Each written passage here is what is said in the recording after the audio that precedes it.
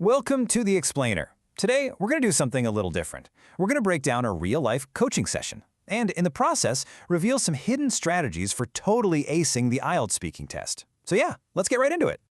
So, the IELTS speaking test. Is it just a test of your English, or is it something more? A test of strategy? You know, a lot of students think it's all about cramming vocab and memorizing grammar rules. But what we're about to see is that the real key to a high score, it's not just what you say, it's your whole mental game. All right, to really get this, we're going to dive into a case study. We're going to follow a coaching session with a student named Leah. And look, Leah is smart, she knows her English for sure. But she's dealing with the exact same pressures and anxieties that, well, a lot of you might be feeling right now. Okay, so the test kicks off with part 1. This is the warm-up. The question seems super simple, right? Stuff like, what's your favorite color? And they're supposed to make you feel comfortable. But here's the trap. This is where so many people make their first big mistake. They try to sound way too clever and end up overcomplicating everything. Just take a look at this. When the examiner asks about her favorite color, Leah tries to use a big word, tedious, but it doesn't really fit. You can hear how she kind of gets tangled up. Now look at the coach's version. I like black because black is very plain, simple, and I am this type of person. See that? It's direct, it's clear, and it sounds confident. It just works. No fancy stuff needed. And this gets to the absolute heart of the coach's advice. He points out something huge. He says, it's not the speaking that's a problem, it's your thinking that's a problem.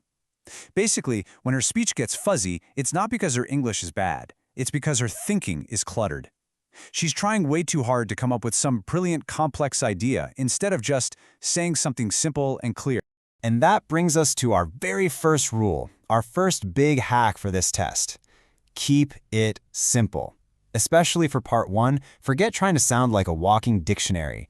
The real goal is clear thinking.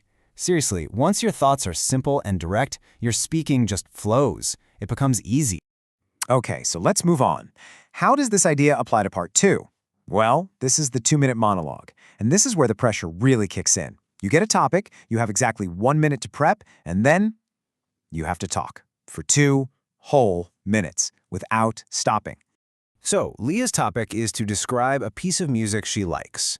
And in her 1 minute of prep time, she picks what seems like a really safe, simple topic, a Buddhism meditation song. You know, it's peaceful, it's relaxing. Sounds like a pretty good choice, doesn't it? Well, here's the catch. She describes the song, and then crickets. She just runs out of things to say. She only makes it to 1 minute. That's only half the time she needs. Her topic, even though it seems simple and safe, was actually a total dead end. And this is where the coach drops another piece of gold. He tells her, don't choose a topic that's really dead. Choose a topic that's lively. Think about it. A peaceful meditation song. There's not much to say, right? There's no conflict, no big emotions, no story.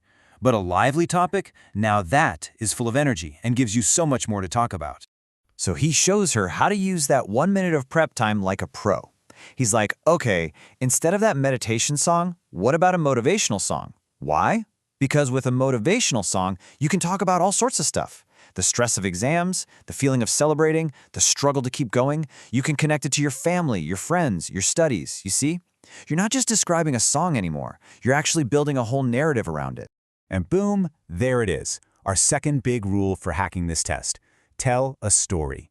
For part 2, don't think of it as giving a boring factual report. Your job is to be a storyteller.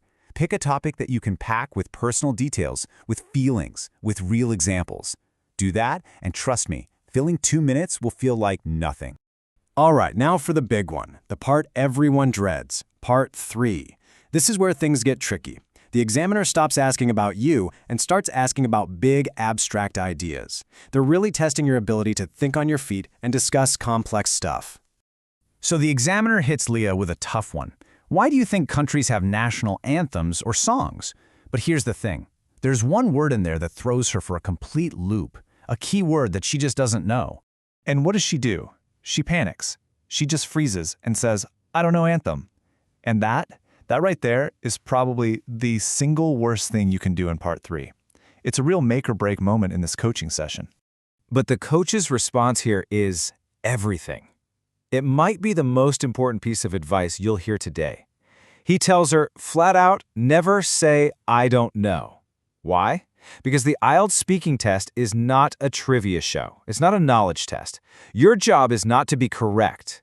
Your job is to create an answer. He breaks it down for her. The examiner literally does not care if you're an expert on national anthems. They're only listening for how you express your ideas in English. So even if you only understood the phrase national songs, guess what? You can build an entire answer just on that. And that is all they want to see.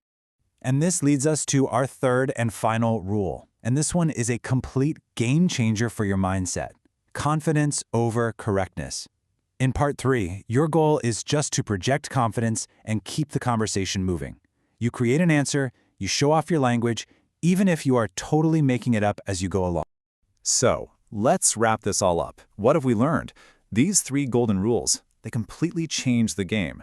They turn the IELTS speaking test from this scary, terrifying exam into, well, a strategic challenge. So remember, rule #1, keep it simple in part 1. Rule #2, tell a story in part 2. And rule #3, confidence over correctness in part 3. At the end of the day, it's not about finding that one perfect word or having the right answer. It's just about showing the examiner that you can get your point across clearly, confidently, and in your own way. So the real question you should be asking yourself isn't, what do I need to know? It's, in my exam, what story will I choose to tell?